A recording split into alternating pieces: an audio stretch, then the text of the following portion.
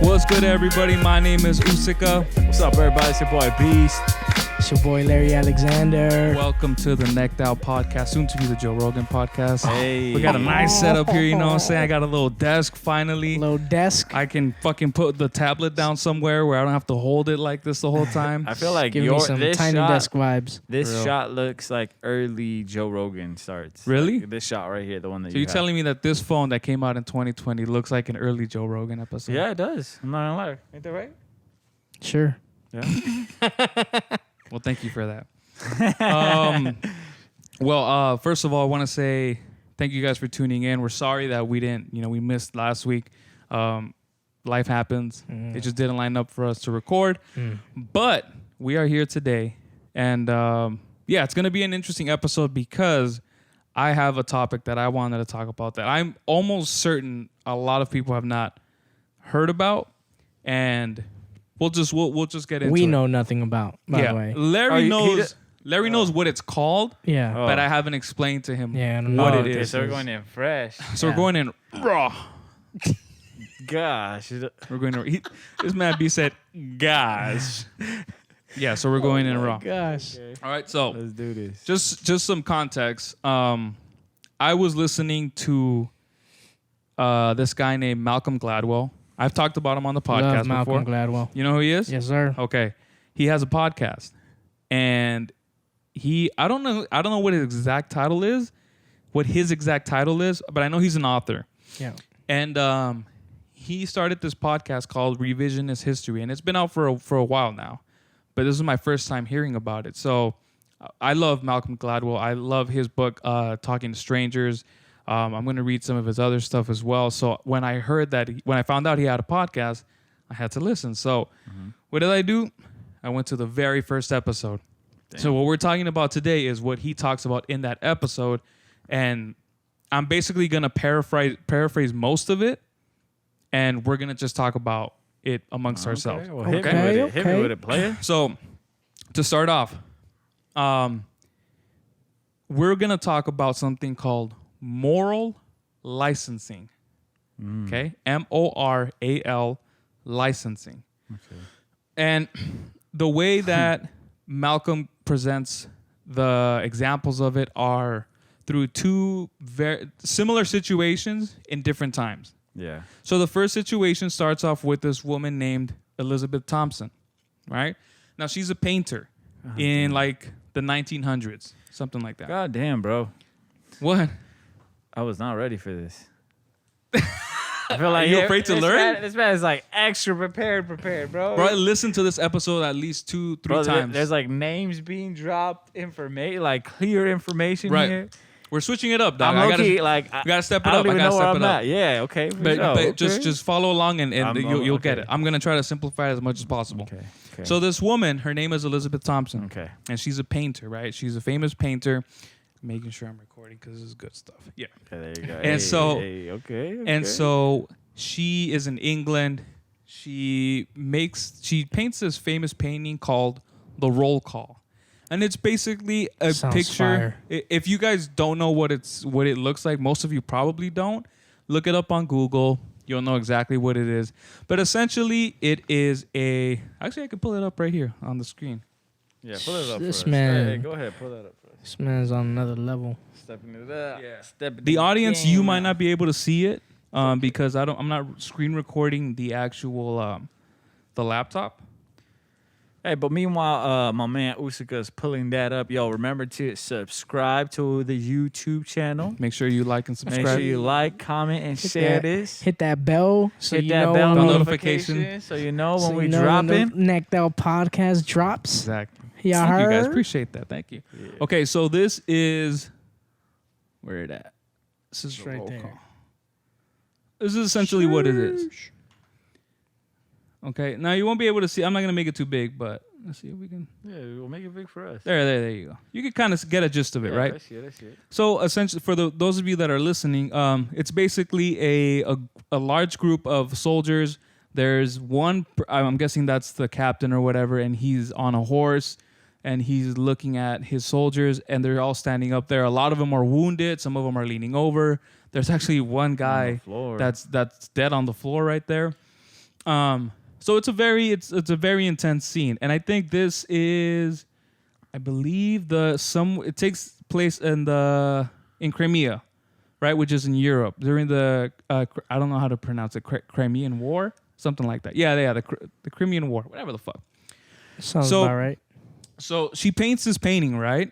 So this is called The Roll Call, and it's a very famous painting. That's a hard name for a roll call. painting. The Yeah. roll call. That sounds hard. So she paints it, and then it gets the attention of these people who are in something called the Royal Academy.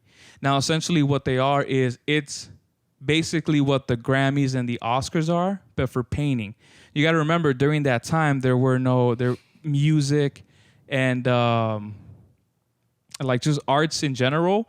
Everything was centered around art, like painting. So entertainment was like if you were a good skilled painter, you were making bank. So this is all centered around that era. Yeah.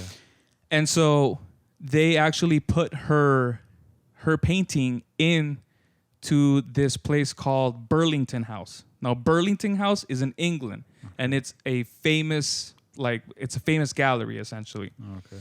But they put her painting in such a way that it draws the attention of a lot of people because of the way they put her painting. So just bear with me. There in Burlington House, Yes. there are different galleries. One of them is called the lecture room. Now, if your painting is in the lecture room, you might as well not have your painting there up at all. It's pretty much a black hole. No one's really gonna see it, so it's kind of like just goes there to die. Oh, okay. But if you have your painting in gallery 2, you're top notch. And the other thing too is it's very empty. It's like essentially a museum. There's not a lot of things in the middle, right? So they also have paintings that are closer up to the ceiling, higher up on the wall. Yeah. So if your painting is higher up on the wall, you're considered second class. But if your painting is within eyesight, which what they call it, if your picture is on the line, which is an eyesight, then you're like, that's basically courtside at a Lakers game, Yeah. Game 7, Okay. with 5 seconds left on the clock, and the Lakers win. Damn. Like that. So her painting, Roll Call, is put in gallery 2 on the line, right?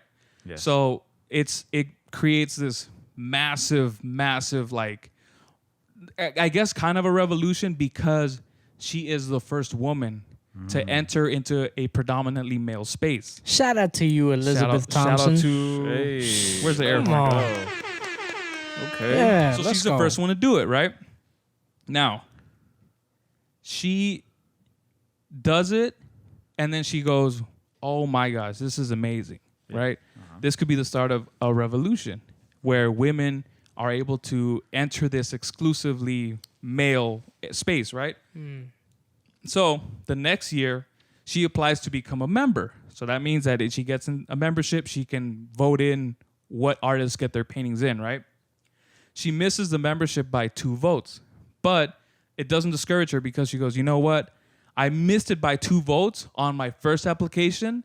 The next time, I'm in. Come on. It's a done deal, Come on. right? So she submits more paintings after that. One of them gets rejected. She submits another one. It gets rejected. And then she submits her last one, which I forgot what the name of it is, but it's her most famous painting ever. And it gets rejected. And so essentially, she gets pushed to the side. Her art career, she's married at the time, and she has kids. So her art career takes a backseat to her husband's career.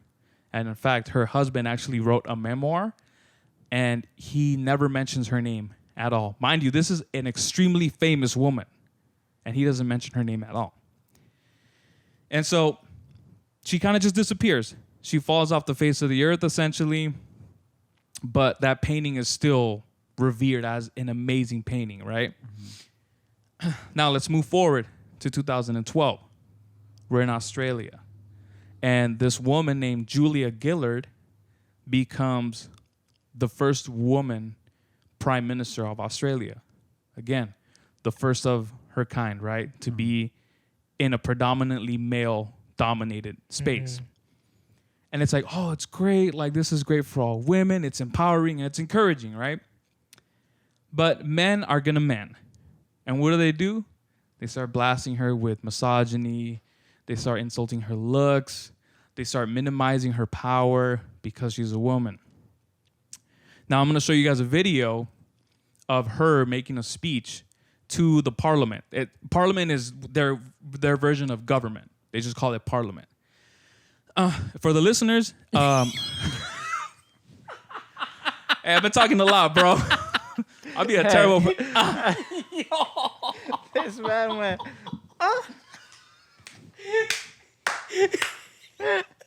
Cause I'm about to get in, bro.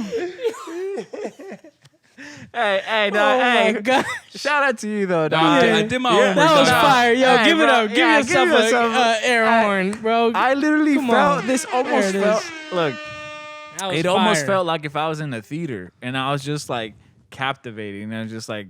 and more so impressed the fact that you remember these names. Thank you. know, I'm glad that's what impressed you, that I can retain information. But Yeah, anyway, everything else was good. great, but too, I- though. thank Yeah, you. yeah. I Really appreciate good. that. I appreciate that. So I'm going to show you guys a video of her making a speech centered to somebody who was running against her, right? And obviously it's a man, and he's just a straight up douchebag.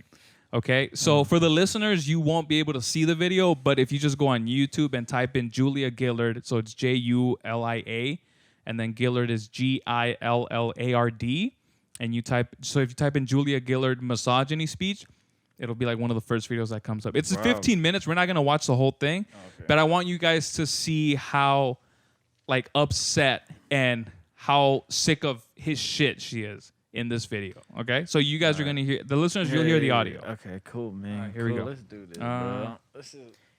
And you said we're gonna see how what? So she She's is gonna give a addressing speak- the opposition. Okay. Yeah, bro, follow along. She's addressing the guy who's been talking shit. All right, so here we go. I call the Prime Minister. Thank you very much, Deputy Speaker. Who's I who? rise to oppose the So that lady that's speaking in That's blue, Julia. that's Julia. Okay. Come on. She's the dog. only one that's going to be speaking. And mind you, too, in Parliament, there people are allowed to like shout stuff like, she's right. So they're allowed to. So it gets a little noisy at times. No way. Yeah. So just kind of try to keep up a little bit because Dang, it does get a This man little. would love Soccer. it there, bro. Yeah, This he man would- be talking shit up. This man would live there, bro. He'd live for that shit. Yo, Why? Larry, Why? can you just double check? I'm recording right on this one. What? Is it blinking red? Yeah. It is, yeah, right? Yeah. Okay, yeah, I just you're wanted to recording. make sure Yeah, because yeah. this is good shit there. No, yeah, you're good. Okay, so she's addressing Parliament right now, and you'll see the guy. You'll know who Kind he of is. like church. It's kind of like church. Kinda, You know, kinda. like just like yeah. She's come about on. to go Old Testament on his. Yeah, on his yeah, ass. yeah, yeah. We okay. about to, okay. But not like that. But just all right. But just watch. Just watch. Okay, let's see this. motion moved by the Leader of the Opposition. Can you go And back? in Can you go some- back? A la gran puta. It's because she started speaking a little earlier. Because you She fucking did. interrupted. I All right. did. That Start was from the me, that beginning. was That's me, it. that was my Call bad. the Kind Prime of- Minister. Thank you very much, Deputy Speaker, and I rise to oppose the motion moved by the Leader of the Opposition. And in so doing, I say to the Leader of the Opposition, I will not be lectured about sexism and misogyny by this man. I will not. Come And the on. government That's the dick will bag. not be lectured about sexism and misogyny by this man. Not now, not ever. Wow. The Leader of the Opposition says that people who hold sexist views and who Member for are McKellar. misogynists are not appropriate for high office. Well, I hope the Leader of the Opposition has got a piece of paper and he is writing out his resignation. Because if he wants to know what misogyny looks like in modern Australia, he doesn't need a motion in the House of Representatives, he needs a mirror. That's what he needs. Let's go through the opposition leaders' He does look like a repulsive douche. He's a dick. double standards, Member repulsive for double North Sydney. standards when it comes to misogyny and sexism. We are now supposed to take seriously that the Leader of the Opposition is offended by Mr Slipper's text messages, when this is the Leader of the Opposition who has said, and this was when he was a minister under the last government, not when he was a student, not when he was in high school, when he was a minister under the last government. He has said, and I quote, in a discussion about women being underrepresented in institutions of power in Australia, the interviewer was a man called Stavros. The Leader of the Opposition says, If it's true, Stavros, that men have more power, generally speaking, than women, is that a bad thing? And then a discussion ensues and another person being interviewed says, I want my daughter to have as much opportunity as my son. To which the Leader of the Opposition says, yeah, I completely agree, but what if men are by physiology or temperament more adapted to exercise authority or to issue command? Then ensues another discussion about women's role in modern society, and the other person participating in the discussion says, I think it's very hard to deny that there is an underrepresentation of women, to which the Leader of the Opposition says, but now there's an assumption that this is a bad thing. This is the man from whom we're supposed to take lectures about sexism.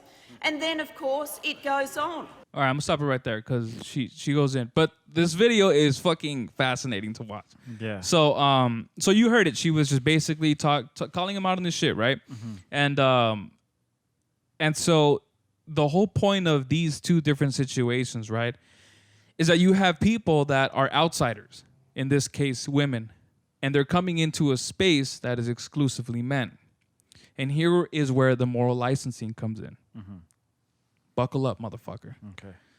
So the moral licensing, the way it's defined in the podcast, is that we justify bad deeds by doing good deeds.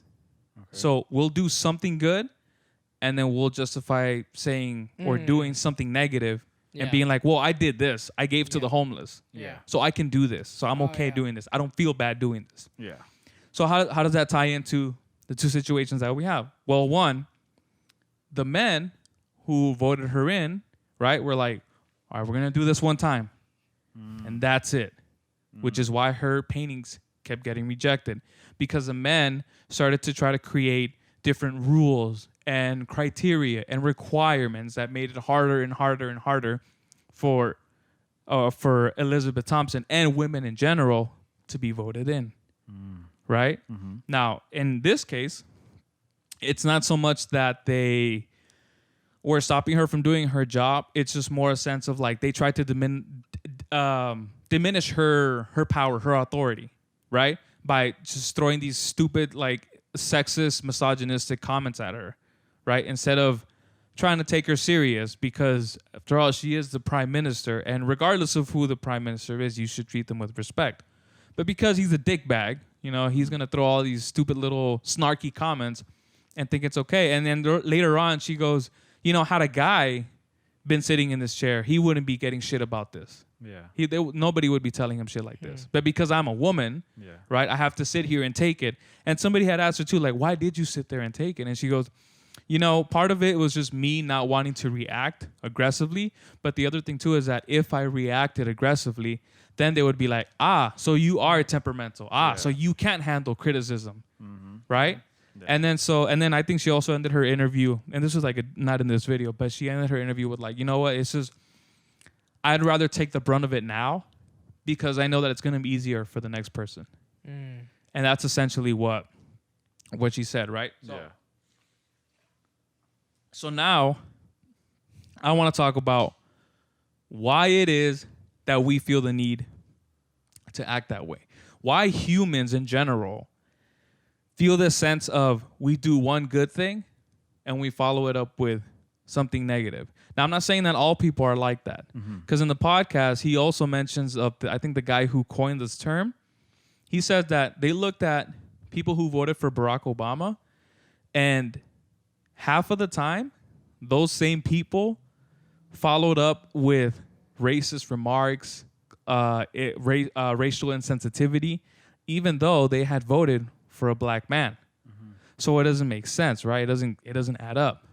But that's what they found, is that we find ourselves to put ourselves in those kind of situations where we're like, okay, well, I did something good.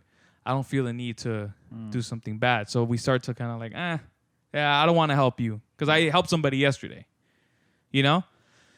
So that's essentially what it is. And obviously this pertains a lot to men, because in these two situations, it's like, well, we'll help, but like Yeah. that's kind of it. So my question to you guys is, have you seen other people, or do you find yourself sometimes doing that? You know, like, do you find yourself sometimes being like, oh, well, I helped 10 homeless people this week.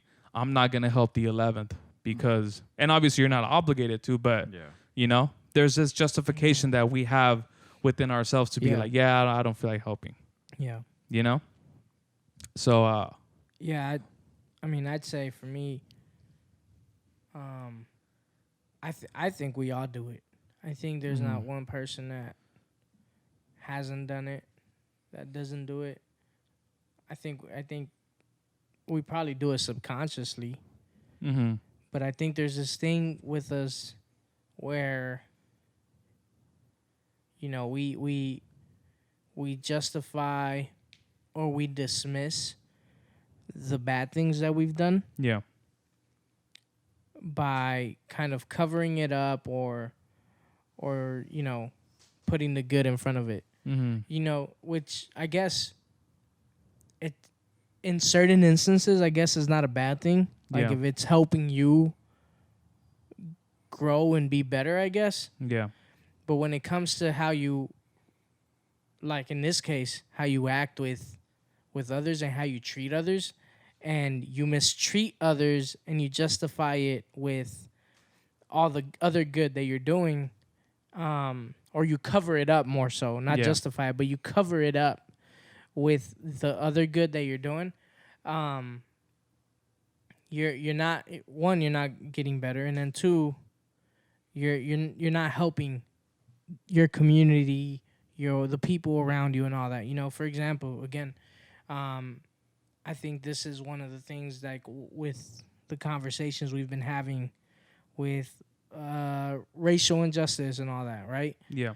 A lot of people, when you talk about racism, the number one response you hear is, "Well, I'm not racist."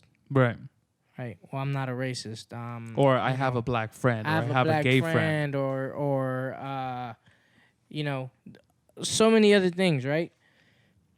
Where it's you're dismissing the fact that there is a problem there. Yeah. And because maybe it's true. Maybe you're not racist, but you aren't helping the situation. It almost like diminishes your good deeds when you did like maybe you donated $20,000 to a foundation, right? Right. But then if you go and you kick a homeless person in the face, or you go rob a store or some shit, and you go, hey, well, I donated money. It's like, Yeah. well, yeah, but you're not setting a good, you know, like you're not following that up the proper Right, way, right. You know, by doing all this crappy shit. So it almost like doesn't even matter that you did all these good things, because you're just taking one step forward and 3 steps back. Yeah. I'll give you one You more say? example. Yeah. And and this is obviously I am in the church world, I'm in the ministry world, so this is the where I see this example. But and not all churches do this, but Right. there's, you know, sometimes you hear Christian leaders just not standing up for the immigrant, and sometimes even calling, you know, for closing borders and deporting people and all that, right? Yeah. And they cover that up with their mission trips, with sending people to Other different countries, third world countries, Yeah. you know. But the problem here is, like, sometimes those things, like, and they're good, like, there's good in it, okay? So again, it's that whole thing, right? Good deeds, right? Yeah. Because they are good deeds. Like, Yeah. I've been on a 1 week mission trip, right, into Nicaragua with a predominantly white church. I think I was the only, like, colored person that went on that trip, by the way. But it was a 1 week trip, and it was an amazing trip. Yeah. Great trip.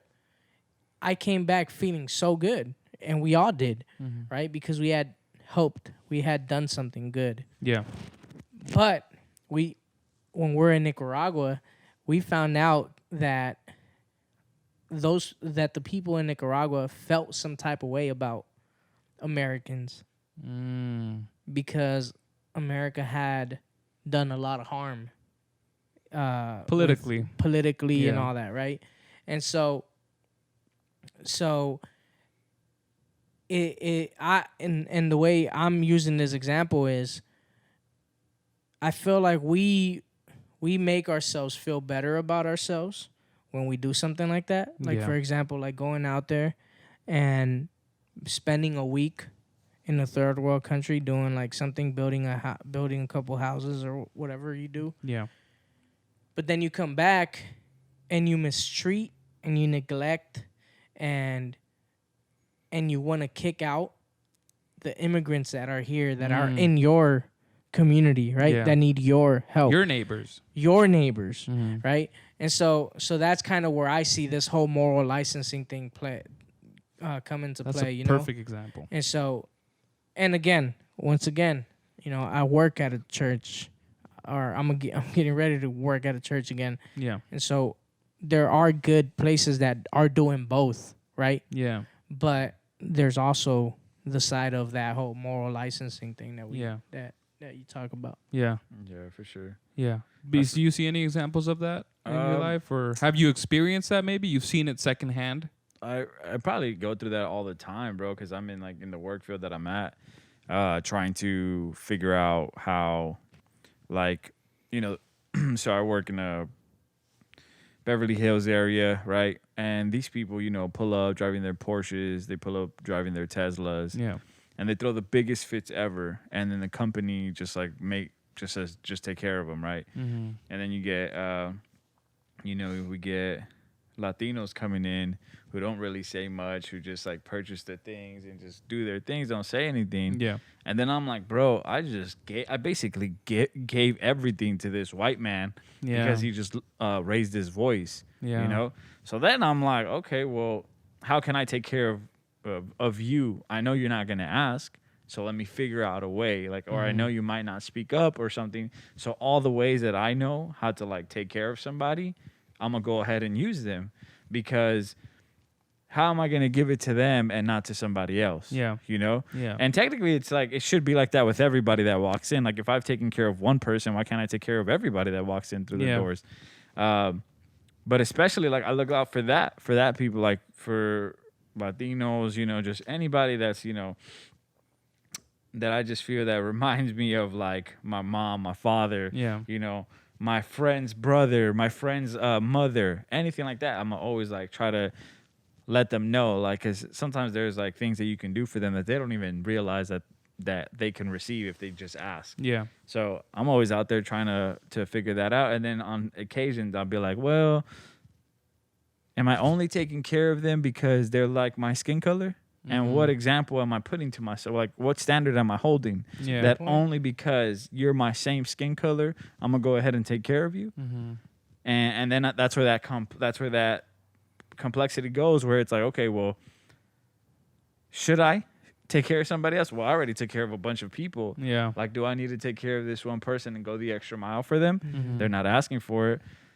So I'm cool. And So- they're expecting it too, in the Yeah. sense. Like, so it's like, well, you're expecting it. It's Yeah. almost like I am less inclined to help you out if you're gonna be like, Yeah, you and know, that's where I feel like I just kind of just start saying like to myself, like, I'm gonna take care of whoever I need to take care of. Like, if you're gonna come in through my path, you're gonna get a great experience, whether it's whatever skin color you are, like, because even though like I can't say, oh, this is like, if a white man comes and he's not complaining and throwing a fit, am I not gonna take care of him? yeah, You know what I'm saying? Like, Yeah. is he a good person? Like, why wouldn't I be able to take care of this person, right? And then it's that deciding factor of like, okay, well, how can I take care of this man? So Yeah. now I try to get it to the point where I'm gonna just take care of everybody, Yeah. but specifically for people that I know don't know the information, won't speak out, yeah, don't need to pay. Like if I see someone gladly paying the price of what they needed, they're just happy that they found what they needed. yeah, They're gladly paying it. You know, somebody else threw a fit about it yeah, and got got the biggest discount on Yeah. earth because they threw the fit. And I'm just like, nah, man. Like, I took care of them like that. I'm gonna take care of you like that. You excited to even have this? Perfect. Let me go ahead and got cook you you. up. Yeah, and like take care of you. You know. So I feel like there's moments where I do run into like, oh damn, like how many people did I take care of today already? Like, and then I got to think like, okay, am I not? Am or I doing too much? Or yeah, exactly. Yeah. So I get you, I that's get when you. I run into those things. But for the most part, if you pull up on me, I'm gonna take care of your ass. So you know where to get the 80% Pull up discount. on me. Damn. People gonna be pulling up to wherever you work and be like, Except yo. if you coming stupid. Some people like I've had to kick out people for being dumb, and I'm just like, Yeah. they're like, well, just ring me out. I'm like, no, you messed up. Yeah. You You could done go now. messed up. You could go now. Yeah. You could bounce. You're good. I've taken care of you as much as I could. I'm Bye. taking care of you by resisting everything. You know what? Like another example we can use is like, how do we act with our friends? You know, like with our loved ones. I was just thinking about that too. Oh, there's a cat over there too. Sorry guys. For those of you listening, we have like a bunch of cats in the living room. It's a cat episode. It's a cat episode. I wish- You're not gonna see them, but they're around here. They're just. I wish we could cameras in. show them. Like, You want to grab one? No, I feel like they just got cool with me. I wish Almost was with me. Almost. Her name's Maybe. Her name's May V with a V. Maybe But they with call a B. they call her Maybe, and then But I they just changed call it her to Almost. Almost. Anyway, Yeah. you know, it's you know, now we can take that moral licensing and you know, inject it with our friends. Like how many times have we found ourselves in a situation where we help out a friend and then we're like, well, you know what, I've done enough for you. Like, you know, I'm a pass on this one. You know what I'm saying? Or if you get invited to go somewhere and you go that one time and you're like, okay, I'm good for like 3 invites. I'm gonna say no these next 3 times. I wasn't saying anything. Damn. This man's calling you out, Straight bro. up. Y'all both feel that way. Why? Yeah, Why? let's get it on. Why? Damn. Name one example. What do you mean? No, but Are you serious? Oh, I don't even know. I don't serious? even know Shouldn't have what said to that talk to you. about. This man's gonna. We got unleash it. receipts. Damn. So wait, you saying that I pull up one time to one thing and then I'm like I'm straight for And the then you'll next year? disappear for a while. But it could be one of those things that you talked about where it's like an unconscious Yeah. thing where Yeah. you know you might have something going on or you might have something to do. I'm totally defending you right now. by I the know. I way. appreciate it, bro. I appreciate. You might it. have something to Carrying do, in. and so you're like, oh wait, but I already went that one time. Yeah. So it's not like you don't have anything to do and you're saying no. Yeah. Like you have something you're gonna do. You can cancel. Yeah. But you're just like, I went that one time. Like they won't miss me. Yeah. It'll be cool, type of I thing. see what you're You saying. know? Yeah. So it's almost, you know, it kind of reverberates through our friendships. Yeah. Okay? Is another example like I don't know if this is reaching, but you know how you're saying that we do that with friends. Don't we do that with love as well? Like on how we love people? Like we choose to love them and then we get the reason of like, well, why am I choosing to love you? Well, because you scratch my back. Yeah. Like you scratch my back this time and I'll scratch Yeah. your back. And then it becomes that exchange. It's like an exchangeable type of love. It's a conditional exchange of love. And I feel like we haven't learned to like just love. There's a certain Yeah. degree of that in relationships for sure. I've experienced that. I think a lot of people probably do. Yeah. And it's easy for people to get frustrated in those moments because it becomes, and obviously this is moral licensing to like a different level, but it's still kind of the same thing because there is now you're incorporating expectations because now you're like, well, I did something for you, I expect something back, as opposed to with friends, you're like, well, I did something for you, aka went to your party, I helped you move or whatever. I don't expect anything back. Just don't expect me to do something for you for like 3 months or whatever the fuck. You know, so in a relationship, it does kind of get flipped on its head where it becomes like, well, I'm expecting something now because I fucking took out the trash or, you know, something like trivial. You know, it's meaningless in a sense. And so that, I think that causes problems a lot of the times where you become, now you're like just keeping score like, oh, well, I did this, and you did a fraction of that. Yeah. You know, and then that's where tension starts to build up. And it's unhealthy. It's not good to do it either way.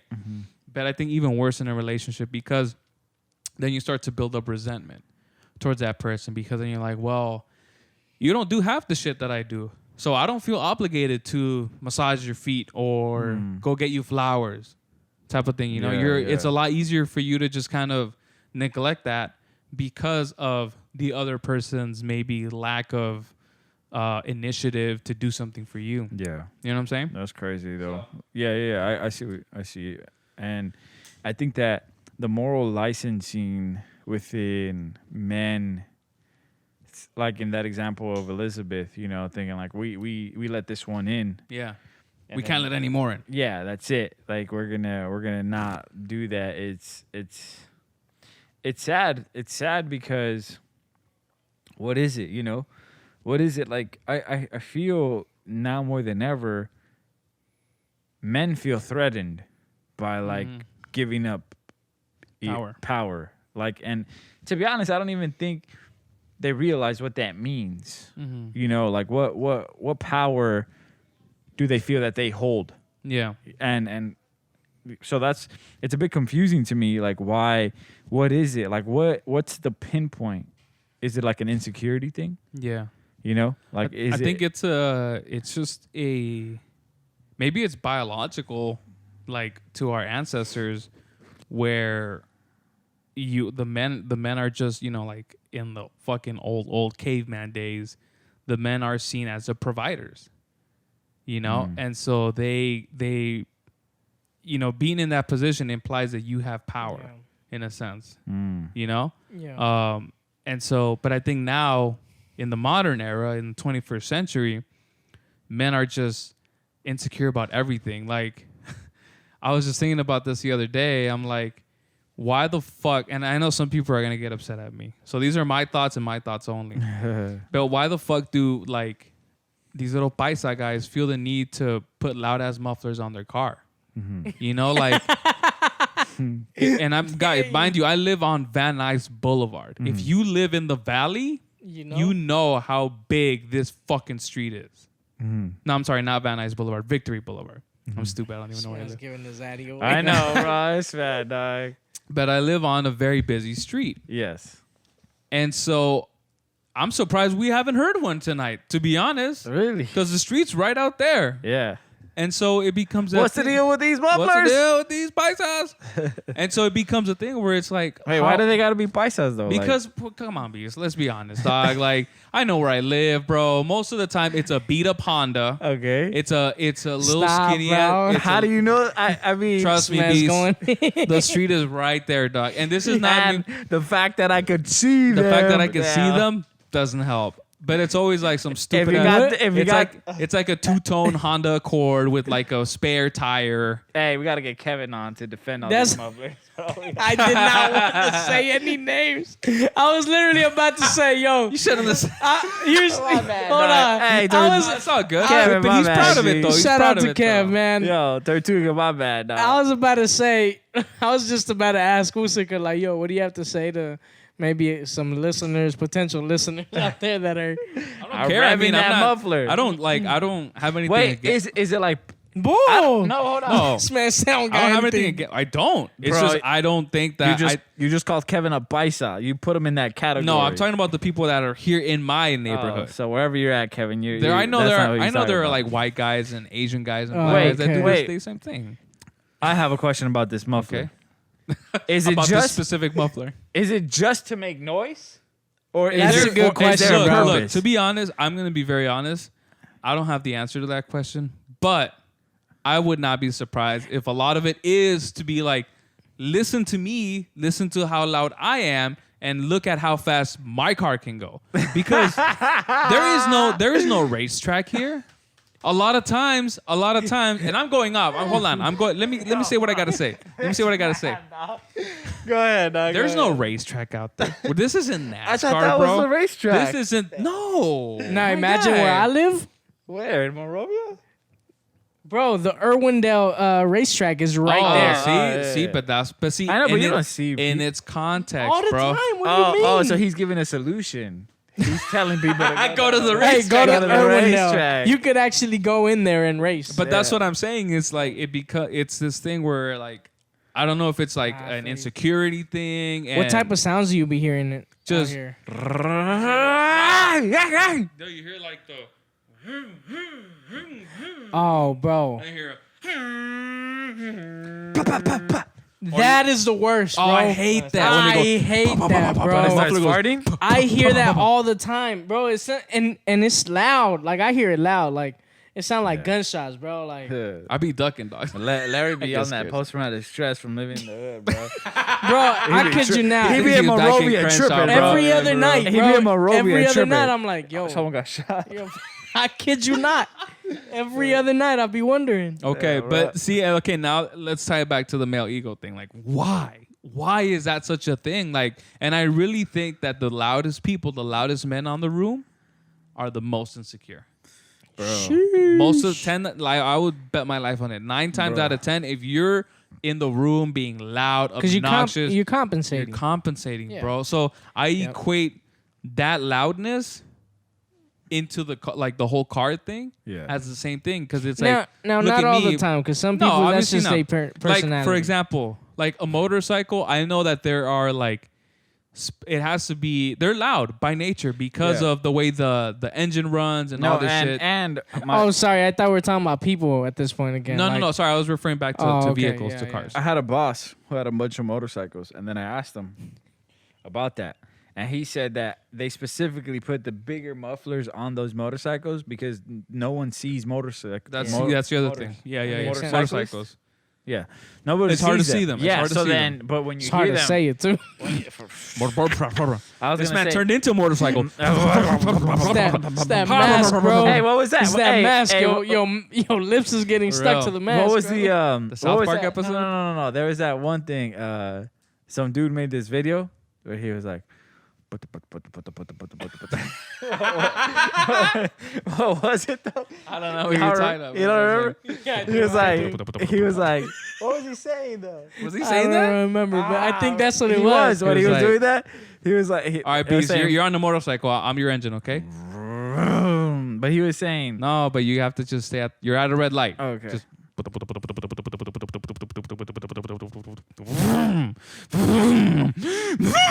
There. Me vengo.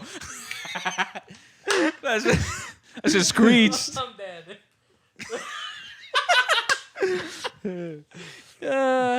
bro. Okay, speaking of men egos. Let's get into it. Bro. Okay. Let's do it. So Let's grill each other. I had this guy. Okay. Yeah. This You this- had him, huh? Okay. No, I didn't have this guy. And Damn. scene. Look at. Look how quick I was to like try to defend myself. Like, no, it's not a guy. No guy. It's not a guy. It was a girl. Damn. So there's this older dude, bro, who comes in right wearing a mask, and for some reason, like he sees me, and he puts it on, and then He wasn't wearing a mask. no, like right at the entrance. So most people now are like walking in to the store, fully into the store, and then putting it on. Yeah. So he's walking in. As if COVID is only inside the store. He walks in, sees me. I greet him. He puts it on, Uh-huh. and he goes about his business. I go get something in the back, coming back to the front. Now he's at the front again without his mask, not in his hands, not hanging off of the ear, Just put it away. not on his chin. Like he's just gone. He ate it. So I'm like, what the fuck happened to his mask, right? So I go up. I was like, yo, you got your mask? You know, literally, I said it like that. He was like, no. And then I was like, let's put that on because you need it to be on. Yeah. And he's like, shut up. And I was like, What? He's like, shut up. He's like, I'm on the phone. And I was like, okay, you got to leave then. I was like, you got to bounce. Take your phone call outside. And then he was like, shut up. I'm not going to wear a mask in here. And then he starts protesting, bro. He did the biggest protest ever, like right in front. He was like, you're a fucking communist. You're a fucking communist. You're the problem with what you're what's wrong with this fucking country. And there's more of us. There's more of us to come. And I was like, congratulations, bro. Like I turned around and looked at everyone that was like watching this. I was like, "You're making a scene. Congratulations! Like, Yeah. you like this is what you're doing." And this is an older white male. How old was he, like roughly? Bro, this man was probably like 1,000, bro. Again with the he was. motorcycle. I wish I would have known what he said because when he was like revving it, he said something else, bro. If you could find that video for me, damn. Jamie, pull it up. So he's making this big Where's old Alexito, scene, bro. bro? He's making this big old scene about the whole mask thing, bro. And then it's like he thinks he's like protesting to the government, like if I'm the fucking Like you're the mayor, like if president and I'm, shit. yeah, like if I, and he's like trying to inform me, and I'm like, I honestly don't care for this information. Yeah. You gotta step the fuck outside. Yeah, tell like him. get the fuck out. And then at this point, I'm He's like, becoming a. to stand up for myself. Oh my I thought this was gosh. America. Oh Huh? my This god. was America? It hit sounds you with that shit? exactly like that, bro. I swear to God, exactly like that. And then I'm just like, that's fine. You just got to go outside. Mm. And then he starts walking out, and he starts pointing the finger, and then he starts like making this big old scene. He's like, all of you are what's wrong with this country, blah, blah, blah, blah. Yeah, yeah, yeah. Then like, at that point, I was like, this man might take a swing on me. This Ooh. old man might take a swing on me. And I'm going to have to sleep an old man. You know what I'm saying? Like, how do I feel about this? Yeah, it's dangerous. You know what I'm saying? You're in a like, predicament, and then dog. I was You're in a just like, pickle. so I'm in the middle of this. Everyone's watching me. Clients watching me. Associates watching me. Did you hear about the Dunkin' Donuts guy? No. I think it was Dunkin' Donuts. No, but I heard about like crazy like masking, and I really don't care. Like it's like, bro, step outside. Yeah. Because normally when people don't come with a mask, I'm like, all right, bro, the company wants me to take care of your stupid ass anyways, because I guess you don't watch the fucking news, you live under a rock. They put this fucking mask shit back on. Yeah. All right? So what the fuck do you need? And give me some cash so I can fucking take care of your stupid ass. Yeah. Because they don't want to buy a mask either. It's like, where do you think you're going to go? Without They're a not mask. letting you into places without a fucking mask. Might as well Right. buy one. Right. Anyways. Invest one, bro. Come on. And many places are now giving. Yeah, Yeah. we stopped giving them masks because it's literally like we run out. Like there's so Yeah, many 'cause- people that come in. Yeah, it's because you out there. So many people come in, like you run out of masks. You and in that area. So yeah, bro. Anyways, so I was in that predicament not too long ago, and I started feeling bad for the guy because I'm like, yo, you really don't realize like you're like 50, 56, probably 62, making this scene, really saying these things that you really truly believe that I'm a communist, Yeah. that this virus is fake, and that like he was saying that it's like this virus is fake, and you're just believing this. You're what's wrong with this country. And then I was just I like, can tell you firsthand. Bro. That virus is not fake. No. I can tell you. and then he was just saying those things, and I'm just like, here's this old guy, and then it's so easy to protest to somebody that's like clocked in. Yeah. Which is what I feel about with anybody that comes with aggression. There's a lot of people that come with aggression to my store who feel like they want to flex. And I've gotten mad dogged. I've gotten people like tell me what's up, like all these things. And it's so easy to do that. Yeah. Like I'm at my place of work where I clock in. You know what I'm saying? It's Where so I can't do anything. yeah, but yet this is what it takes to stroke your ego. You come in here and trying to put this dominance, which no one's scared. Like nobody is terrified. Yeah. I understand the territory where I'm at, Yeah. and it trips me out. Like men really feel that type of way, that they gotta flex or that they gotta do that in these places where it's like, bro, do that outside. Flex on somebody outside Yeah. who's like not clocked in, or catch me on a good one when I'm not clocked in, when I'm outside, when I'm ready to just, when I'm on Today that. I got time. Exactly on the If I'm not clocked in, I'm clocking you out. no, bro. and then it's Damn. like, bro, but then sight. even then we're saying that, I'm like, wait, what am I really saying though? Like, Yeah. Yeah, you're Why- slipping down to that level. yeah, because then now I want to stroke my ego and show something, right? And show, which I don't need to. Yeah. There's no need for that. There is no need to show and show dominance over this person, because even afterwards, I was just like, this guy yelled, did this scene. Do I carry this with me? No. I instantly let it go. I greeted everybody else with kindness, still helped out everybody else. And I just started realizing, bro, like men do crazy shit to stroke their ego, but it's not real. It's like you do it to a woman. You say something to a woman, like these men that really feel dominant over women.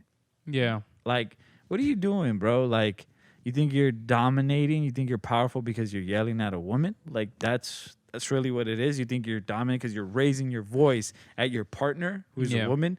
That's where this dominance comes from? Because that's not real dominance. Yeah. So I feel like now more than ever, we really gotta we gotta look deep within ourselves. We have an opportunity to look deep within ourselves and our our male viewers out there, think about those situations that you've been in where you have either gotten so upset for some reason. You got so upset that you started yelling at somebody, Yeah. that you almost fought them, or that you decided to take it to a next level. And then really ask yourself, well, what was that? Was it the fact that you got upset, or was it that you got embarrassed by something? Yeah. And You you know? felt some type of way. And that embarrassment reduced you down from your security. Because if you're secure about yourself, you don't reduce yourself to what they're telling you Yeah. or how that situation makes you feel. You're secure about who you are. You walk around knowing, yes, I am a man, and I don't need to exert dominance in this particular space and area to make myself feel like a man. So maybe men don't even know where they get their masculinity from, and Yeah. that's the biggest problem. Yeah. Men don't understand where masculinity even comes from, because we see it on the media as money, slapping money around, treating girls disrespectfully, Or and having treating- a lot of girls. yeah, or having a lot of Yeah. girls and thinking all of these girls ain't shit. Like Yeah. that's what you want masculinity to be in your life, when I feel like masculinity is beautiful. It's a lot more than just that. And it's something that I'm learning too. Yeah. Because I don't have the answers. I didn't grow up in the best scenario, and Yeah. I think none of us did. Yeah. Right. And some of us maybe had better examples than others, for Yeah. sure. And we could grasp those things and come up with a better recipe. But I think men need to really realize and ask themselves, where does my masculinity come from, and why was it challenged in this moment? So Yeah. if a woman is challenging you, why do you feel challenged? Why do you feel challenged within that moment? If And she why- calls you out on your shit, Yeah. she tells you, you know what?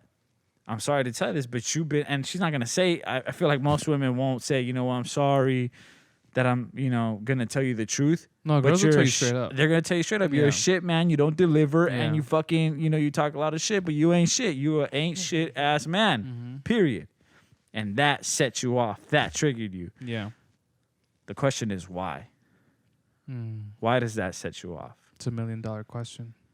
And yeah, so And with that, damn, imagine. That's a great mic drop Just moment. leave it there. Right? Imagine. Man. We don't even give an outro. We just, Bro. wherever he stops, that's the end of the you episode. just end it right here. No. But yeah, so maybe what do you guys think about that? Because I've asked, bro, I deal with that on the daily. I ask myself these questions often.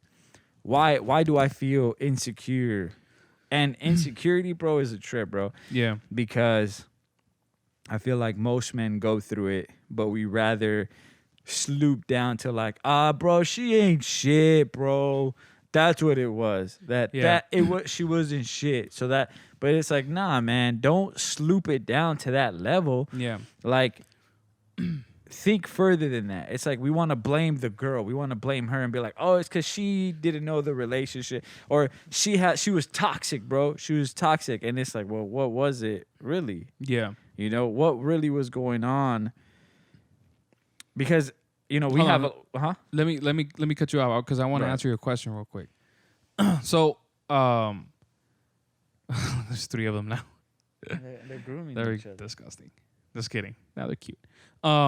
I think honestly, we need to redefine what it means to dominate, because to dominate something or someone is a very strong word. Yeah. Because it means you are imposing your will and you are taking that person's free will away from them. Yeah. Right?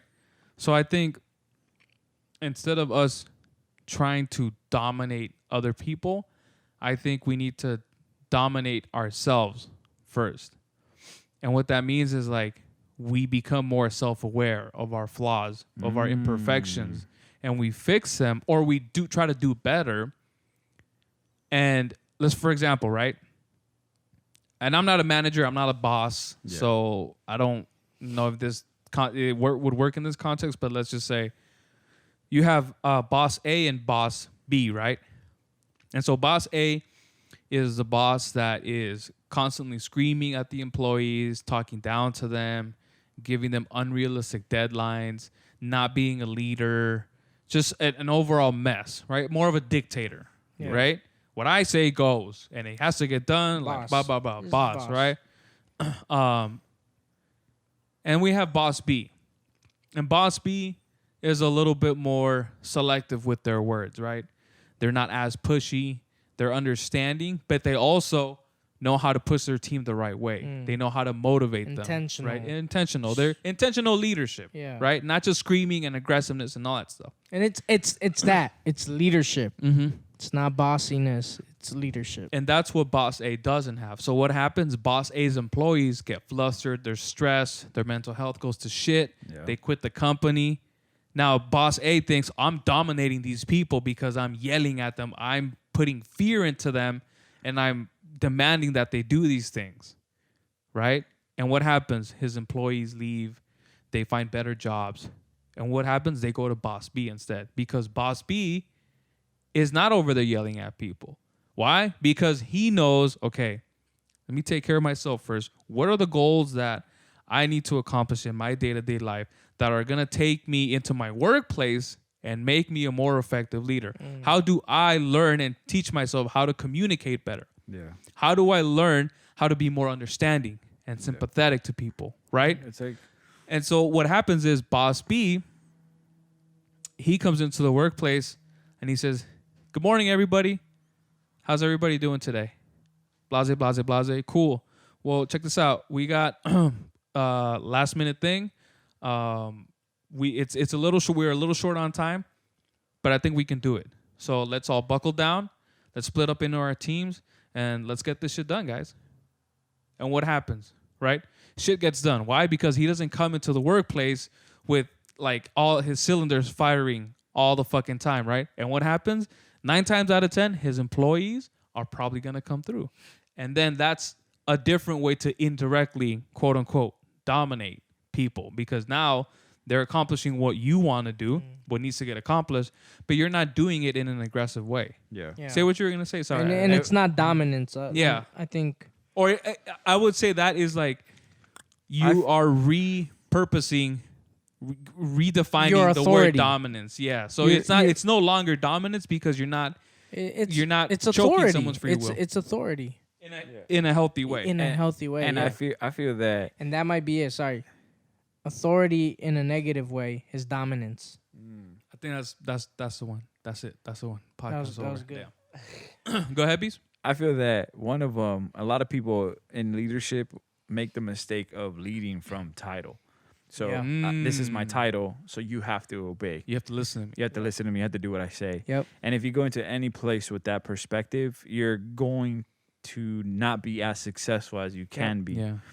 Because if you're the leader that leads by example, that works hard, never ask more of your people what you wouldn't do. So don't expect them to run 2 miles if you're only going to run 5 feet. 0.25. Yeah. Yeah. You know what I'm saying?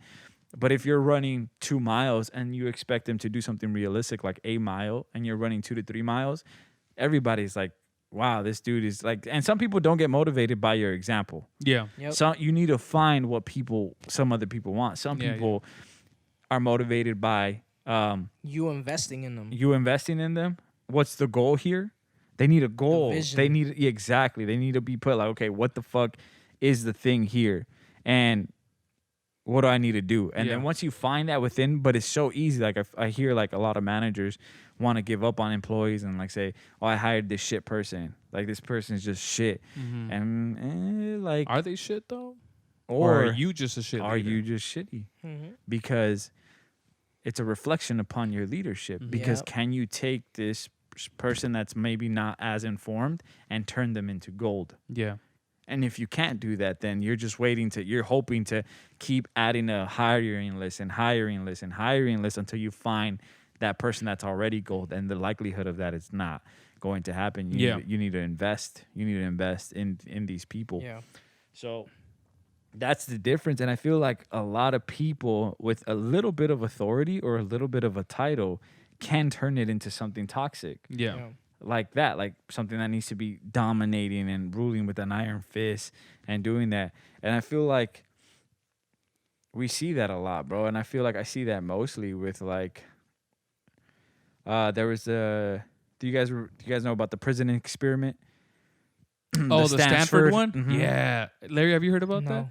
It's fucking crazy. Yeah, Do you so- want to explain it real quick for the yeah, listeners? I kind of don't know the most of it, like, but yeah, it's a Stanford experiment. Some guy was conducting this experiment where he took like random people that he put a news advertisement, and then half of them were going to be guards and half of them were going to be prisoners, and they're basically supposed to live and confide within. So that. they're like, you're a prisoner, you have to act like a prisoner. Yeah, Or and you're like, a guard, you and you're have to act like a act guard. like a guard. And then they started seeing how that sense of power, like just having that sense of authority and power, like just started flipping things, and they were doing things, and then like the guards were doing really fucked up Yeah, shit, and like- I think they had to shut it down, right? Because it Yeah. became so So- unethical that they were like, okay, this is so the really bad. guy that actually did it, he was fascinated by it because these guards were making them like do the craziest thing, like put a bag over his face and make him dance like a girl, Yeah. and like hug,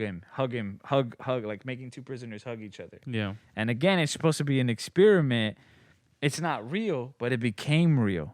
It became real to these prisoners. They really felt in prison, and these guards really felt that way. And then it wasn't until this lady on the same team told them, like, you don't see what this is doing to you. Like, I did not sign up for this experiment like this. Yeah. You don't see that it's now transformed into you, the head of this experiment. You're so fascinated by the dominance and what's going on that now you've lost sight of what it is. And then that's when he decided to pull the plug. Yeah. He said, "Yeah, like this is over. Like this Yeah. is," and it's supposed to be like the most unethical Experiment, experiment yeah. at the time, and all that stuff. Like it wasn't supposed to be done that way. It's fucking crazy. If nobody has researched it or looked it up, look it up and just look into it. It's insane. It's fucking crazy. And yeah, basically, like power does things to humans, and I feel like because there's power, there needs to come a sense of something else needs to be there, and we see that. I feel like we see that mostly in like police officers.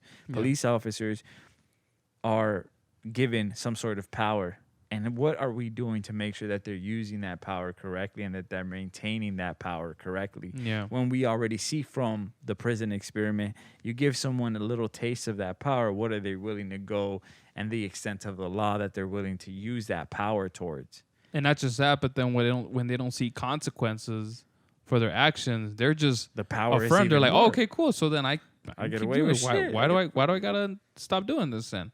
You know, Yeah. and obviously not all officers are like Yeah. that. Yes, but yes.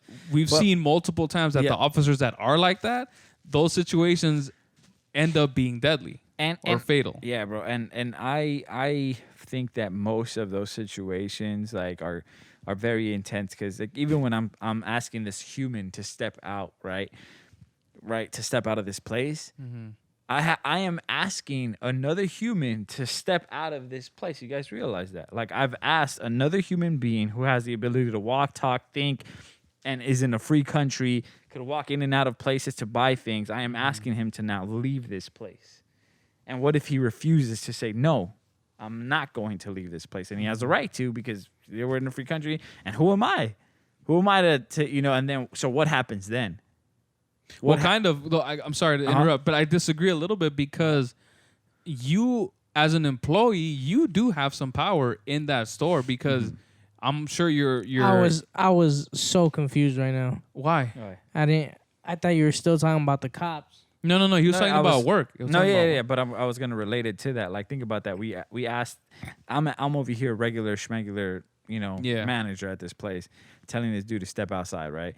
That he can't be in there. But see, that's interesting because people come into a store and think that as an employee, as a worker there, that you have no power. Or in a sense, maybe an employee, but you as a manager, you call the shots in a sense because you could tell them, hey, you are causing a disturbance in my store and you need to leave right now. Yeah. So you have the power to do that. But I feel the thing is because they see you as just a manager at so-and-so place, they go, this motherfucker is just another schmuck. Someone just threw him in a manager spot. Yeah. I don't need to take him seriously. As opposed to like, if you were to have like a cop uniform or in a fucking military tactical gear and you said, hey, you need to step the fuck out right now. I guarantee you a lot of people would be like, yes, sir. I'm Yeah. out of here. You know. Yeah. So And- it's and- almost like a visual thing too, where like think they don't about that. take you serious. Yeah, so think about that. Like the uniform, right? Let's say that uniform plays that power. Yeah. What happens when someone resists that? And you've been going based upon uniform. Like I have the power because I have this uniform on, right? And then now you have someone that's gonna say like, no, I don't have to leave. Why do I have to leave? don't care live about in a your free uniform. country. Yeah. So then now how are you gonna handle that situation? And do you fuck up, and do you know how to let go of your ego and not let ego get in the way of this and be like, oh, he's testing my ego.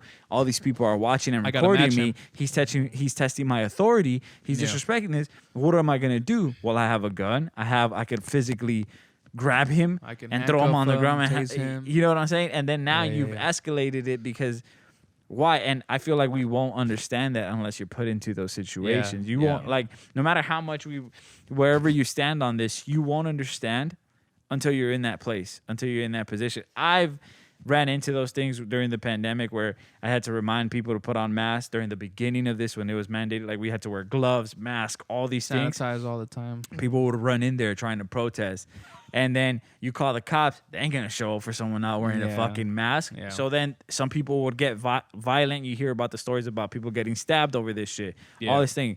So then now here I am, and I say, well, how do I handle these situations with people that do get physically aggressive and Yeah. invade your space? Yeah. Like, what's the best way to handle those things? And I've seen some other managers ready to throw down for this shit. And I'm like, bro, they don't pay you enough to throw down Yeah. for this, bro. Yeah. You're about to, but like, and I get it. I feel it because you're in that aggression, you're in that thing, your blood is boiling. And it's like, a pride thing. yeah, but Because then their ego kicks in and they're like, oh, you're not gonna talk to me like you're not that. gonna talk to me like that. You're not Yeah, gonna, yeah. They're embarrassed to be kicked out like that. Yeah. And yeah, so now you're in that situation. They don't pay us enough for that. So my biggest thing is like, I'm sure that some sense of power needs to be checked somehow. Yeah. You know, Always. like Well, it goes Mm-hmm. it goes back to like it doesn't go back to, but it goes to this example. You know, I've been hearing like with El Salvador's president, Yeah. Nayib Bukele, Bukele. where Bukele's been amazing. You know, he's been great. To the point where people are like, man, we wish we could keep him for years, like for more years, right? There's this whole thing that I've heard that his wife might run. Oh, for president? Yeah. Oh wow. How long is their presidency for? I think it's 3-4 years too. That's it? I think Yeah. so. I'll look it up right now. Where they can't get like because we do 8, No, right? no, yeah, I don't think they could get reelected. No, I'll look it up way, right now, bro. but That's go ahead. crazy. Huh? But there was that whole thing where there was there's also that fear of, well, if we keep him too long, you know. Will he get corrupted? Yeah. Yeah. And it's like, and if you think about it, like, just think about everybody. Like, I don't think, like, when you think about politicians, when you think about cops, when you think about, It's 5 years, and consecutive re-election is not permitted. yeah. Wow. So you get one shot. So yeah, so when you think about all these people with power, bro, even like, again, because I'm in this world, like even with pastors, like how many times have we heard of like pastors, you know, messing up badly? Yeah. I strongly believe that a lot of these people, the majority, I'm not saying all because I don't know, you know, everybody, but I'm pretty sure that the majority of these people step into these positions of authority with the desire to do good, Yeah. right? But then again, what you guys are saying, the ego, the power, right? The Being unchecked. being unchecked, the emotional immaturity, right? That level of immaturity. I had, which this is an amazing woman, Dr. Caroline Leaf. She said this. She said, emotional maturity doesn't come with age. It comes from self-awareness and self-regulation. You know, where it's like that. It's exactly that. You're aware of your emotions. You're aware of how you get when somebody questions you, when somebody, you know, checks you and whatever situation you're in, Yeah. right? Are you aware of how you're responding in that moment, of how you are getting? Because it's okay. It's okay. It's in our. I think it's part of our human nature to deal with pride, to deal with ego, to deal with all this stuff. Yeah. It's part of it. Everybody deals with it. Yeah. The question is, are you aware of it, and can you regulate it? You know, like she's Yeah. saying it. Like, are you able to do those things? And if you're not, then that's something you need to work on. And you shouldn't be in a position of power if you're not able to do that. Like, because again, here, like we think about, let's talk about Trump. Mm-hmm. Let's talk about Trump for a little bit here. Our favorite clown. You think about Trump, and you know, let's kind of be. Let me take a unbiased position here. On this example, real quick. This man's a businessman, and you know, I know of people who are immigrants who have done good for themselves Yeah. financially. They have their businesses and all that. And they said that their business, their jobs, their work, they had way more work. They were making way more money under Trump's presidency. Mm-hmm. Now, there's more factors to it, like the pandemic and all that, Right. right? But I was having a conversation with somebody about this, and they were saying, hey, you know, he was making good money moves. He was making good business moves, and it was helping the economy. Like, it was helping, you know, me out and all that. And, you know, and he saw the impact, Right. right? And this is an immigrant I'm speaking with about this. And so, but then I think about, okay, what are some of the things about Trump? You know, it's like some of the the leadership qualities, Yeah. the boss qualities, the power stuff, right? That we're talking about. And I think it's that immaturity. There's a huge level of immaturity that I saw with Trump, Yeah. in the sense of not being aware of what you're saying and not being able to control and regulate how you're saying things. And so, you know, Yeah. because I think there's multiple times where I heard him and I was like, yo, you probably didn't realize you just said this, right? Like, Yeah. you know what I'm saying? Yeah. And you know, it got to the point where it got to with him. So I think that's super important when you're in a position of power, when you're in a position of authority. Yeah. Is, are you aware?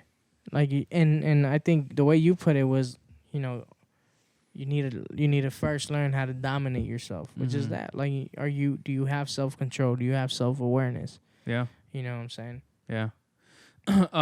Yeah, man, it's wild, bro. But I think, you know, we live in a time where it's acceptable for men to be vulnerable and acknowledge, like, hey, I don't need to be in a position of power just based on my gender. Yeah. You know, and it's good. If we have to be the generation that makes it a thing where we're breaking the chains from the previous generation, Yeah. which is still largely is still in charge.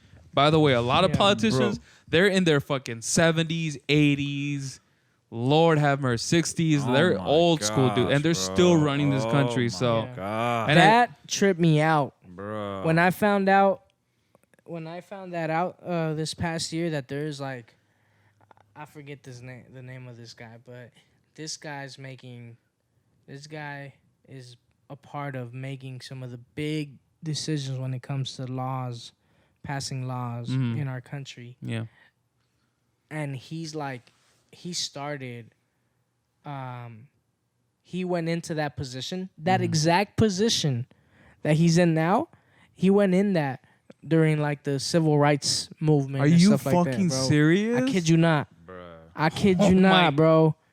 That type of shit, bro. It's like, I can't remember the name. to so me, Yeah, yeah. it's kind of like, do you guys not see what like we're doing, like America in general? Like, why would you want to have that type of old school mentality? Like, even like the newer like generations are having a hard time seeing things different. They're slowly opening up to certain things. yeah, Like, where do you think we're going? Like, where do you think we're headed? We need to head to like a new place of like openness. But it's easier for you to see that and say that because you live in a very diverse community.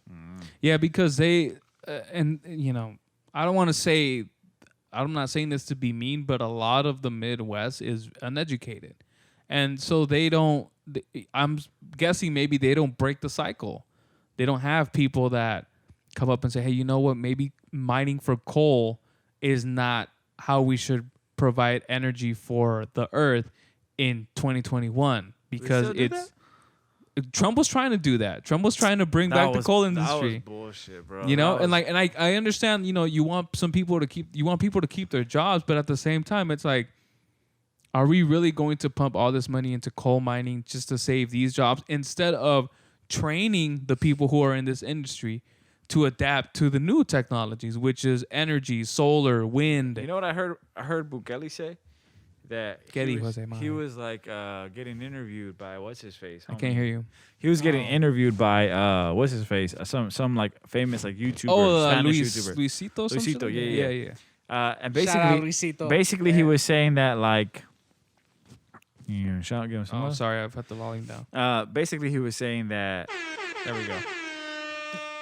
He's like, we need. They were talking about education because I guess they were trying to figure out like if Bukele was educated, and I guess he just comes from money, and I don't think he finished college or whatever or something like that. Like he just got into business, and all those things. But he was saying, but there's still the importance of education, and here's why.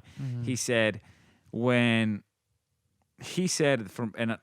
This is what Bukele said from when the Trump administration was trying to bring like jobs back, I guess, or somehow Apple was trying to bring jobs back into America and not over there. Apple said, "Okay, well, find me 5,000 chip technicians, or masters in creating that." And Yeah. there was not even anywhere close that Yeah. America could provide that many Yeah. because they weren't trained for that. They weren't educated for that processing system. But over there, they find them everywhere. You could find those because that level of education in that specific field is there. So he was saying how education is needed because there's going to be moments and things like that where you need people that are educated in that specific field, and times are changing. You're going to need people that know about chips and know about like converting like these phones. Bro, don't these phones trip y'all out? It trips me out all the It's fucking a computer time, in your bro. pocket, dog. This is a computer in your pocket. It lasts forever. The energy that's here, like how And long? technology, like the speed in which technology is being innovated It's ridiculous. is ridiculous. Yeah. Yeah, so it's like you need people that are going to be educated in these fields or whatever. So that's what Bukele was saying. He was just saying that like you Yeah. can't lose like as his example of like a businessman and like having wealth and doing his thing. He was trying not to discourage people from not being educated because Right. you're going to need them. You're going to need the doctors. You're going to need the scientists. You're going to need You need the electricians. you're going to need these fields, Yeah. you know, and they're important. You know what it is too.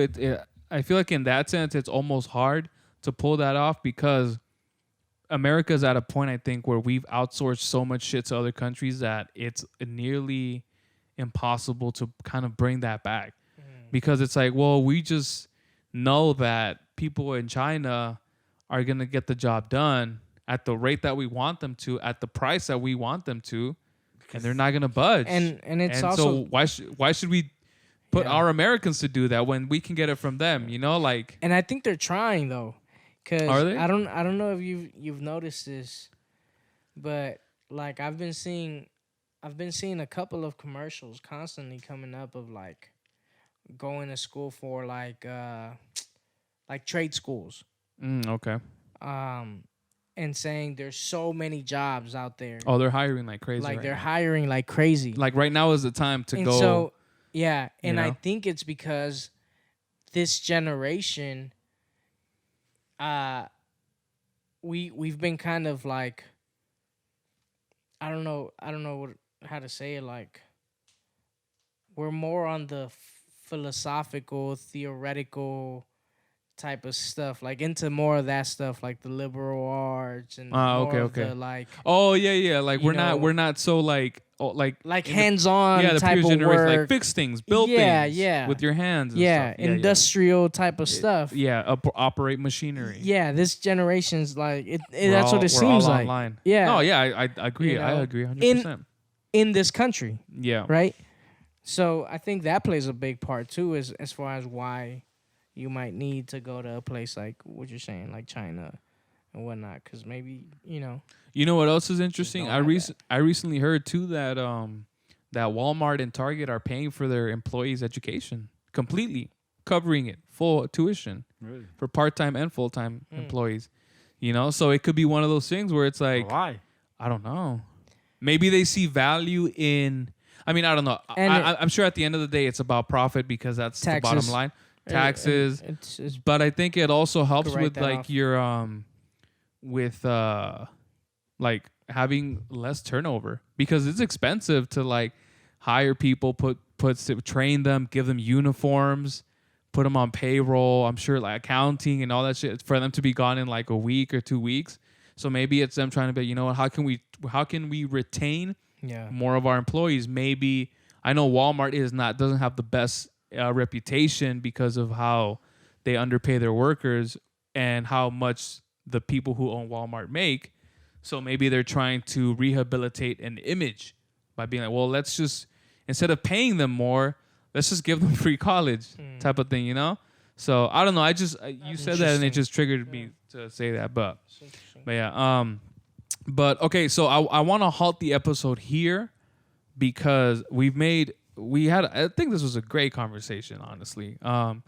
But I did want to bring something to our attention, to the listeners' attention, because today is our friend Larry Alexander's last episode that he'll be Oh, doing dang. with us in person for a while. I didn't know we were gonna mention this. We are going to mention it. We have to because it's a Yeah. big deal. It is. So for those of you who don't know, Larry is going to be moving to Gator County out with them damn Gators. Damn Gators. Damn Moving to Gators Florida. in the Everglades. Damn.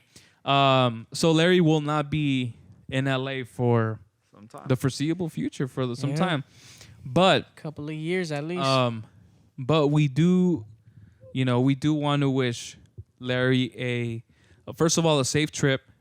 Thank you. Because you're going to be driving over there, right? Yeah, we're driving 37 hours. Driving 37 hours across the country. We want to wish Larry a safe trip. Thank you. And we just want all of the listeners, we want you to understand how important Larry is to the Necked Out podcast and to LOD Entertainment as a whole because, he doesn't just come on as a special guest. All three of us, we work on this together. Yeah. It has become a very collaborative effort. And Larry, as much as Beast is important to it and I am important to it, Larry is as important to it as well because he makes up that third of what is the Necked Out podcast and LOD Entertainment. So I wouldn't say goodbye because I know we're going to see each other again, obviously. Yeah. We'll make the trip out there at some Yeah. point. I'll be back for Thanksgiving. Hey, There you go. Let's And Man, I'm not even going to Christmas. miss this, And man. Dog, Christmas. he'll be I know. back before we know Back, it, bro. Saving up money to fly out constantly. Hey, dog. let's But, do consistent. this. But we want to wish you, and I'm sure the listeners Thank can you, agree thank as well. The best of luck. We know you don't need luck. We wish you the best Thank you. in your new adventures. We know you're going to make an impact wherever you go. But Appreciate it. Florida is Always. extremely lucky to have you. Thank you, bro. And we appreciate all the work that you've done with us, for the listeners. Not to mention what you've done for the LOD podcast and the Bold Barrio podcast, which have also been we'll be back, by the way. important and have made their own stamps. Yeah. So yeah, bro, we just wanted to recognize Thank you. the greatness that is Mr. Larry Alexander. Appreciate it. Taking off to bigger heights. Amazing stuff, bro. Yeah, bro. Y'all, those claps low key scared me. Did they? yo. Yeah. Shout out. expecting it. Thank you. Nah, but yeah, we appreciate you, dog. Appreciate it, man. It's I think been fun. we're good, right? We're good, yo. we covered we're a good. good amount. I would just say, always my biggest thing is just like question yourself. Like I think you said something very important that like dominate yourself. Yeah. Like dominate your growth, dominate the better version of yourself. How do you become that? And it could be scary. It could be uncomfortable. Super uncomfortable. It's bro. probably the only person you should attempt to dominate is yourself. Let's go. All right. Yeah. That's all I Yeah. want to remind No, you. well, no, I love it. I love it. I love it. All right. So, well, thank you guys again for watching, listening. Remember to please follow us on YouTube. Hit that Yes. subscribe button. Y'all Hit that bell notification. YouTube. So you know when we drop some more fire on that ass. And Let us know if you guys want some kitties to join the pod. Should I grab one and put them up to the? Yeah, you should. Okay. I just feel like I was bonding with Tiger right now. Who can I grab that? Almost. Almost. She's gonna love that. And she, I don't know. She look like she don't like being. That's the only place she's been The whole time. the whole time. The whole time. She's So, the only one that hasn't moved. I feel like you messing up the vibe. For her. Almost. Hey. Things about to run away. Bruh. Nah, she's chill. She's already purring, bro. She's an easy cat to love. But she's cool. Maybe. Do you have something to say? Almost. She's like, I'm dipping, bro. I'm out. You ready? She's like, I'm out of here, bro. You She trash. wants to be with This Larry. podcast. No, she's gonna sit down right there. Here, you can lay down. Yes. Oh, I thought that was her. I was like, damn, she's loud, bro. That's me. Funny. All right, y'all. Well, my name is Usika. That's your boy Beast. Larry Alexander. Thank y'all for listening. We'll see you guys next time. Peace. Peace out, yo. A comer. A comer.